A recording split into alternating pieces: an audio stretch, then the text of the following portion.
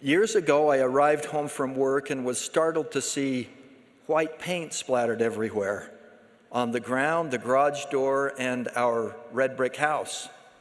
I inspected the scene more closely and discovered the paint was still wet. A trail of paint led towards the backyard, so I followed it. There I found my 5-year-old son with a paintbrush in his hand, chasing our dog. Our beautiful black Labrador was splattered almost half white. "What are you doing?" I asked in an animated voice. My son stopped, looked at me, looked at the dog, looked at the paintbrush dripping with paint, and said, "I just want him to look like the black spotted dogs in the movie. You know, the one with the 101 Dalmatians." I loved our dog. I thought he was perfect. But that day, my son had a different idea. My second story centers around great Uncle Grover, who lived in a house in the country, far from the city. Uncle Grover was getting very old. We thought our son should meet him before he died. So one afternoon, we took a long drive to his humble house. We sat together to visit and introduce him to our sons. Not long into the conversation, our 2 boys, maybe 5 and 6 years old, wanted to go outside and play. Uncle Grover, hearing their request, bent over with his face in theirs. His face was so weathered and unfamiliar that the boys were a little scared of him. He said to them in his gravelly voice, "Be careful. There are a lot of skunks out there."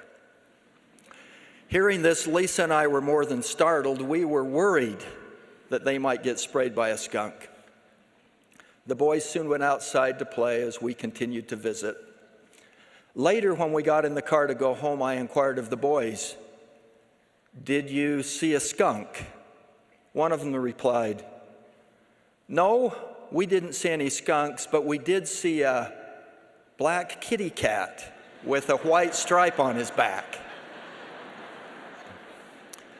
Well, these stories about innocent children discovering something about life and reality may make each of us smile, but they also illustrate a more profound concept. In the first story, our young son had a beautiful dog as a pet. Notwithstanding, he grabbed a gallon of paint and with paintbrush in hand, determined to create his own imagined reality.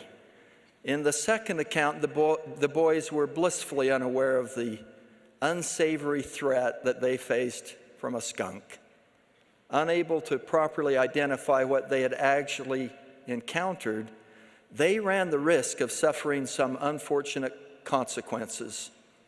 Stories of mistaken identity, presuming the real thing to be something else in each case, the consequences were minor. However, today, many grapple with these same issues on a much larger scale. They are either unable to see things as they truly are or unsatisfied with truth. Moreover, there are forces at play today designed to deliberately lead us away from absolute truth. These deceptions and lies go far beyond innocent mistaken identity and often have dire, not minor consequences.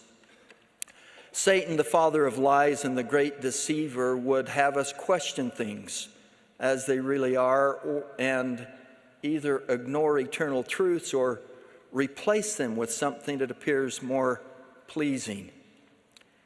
He maketh war with the saints of God and has spent millennia calculating and practicing the ability to persuade God's children to believe that good is evil and evil is good.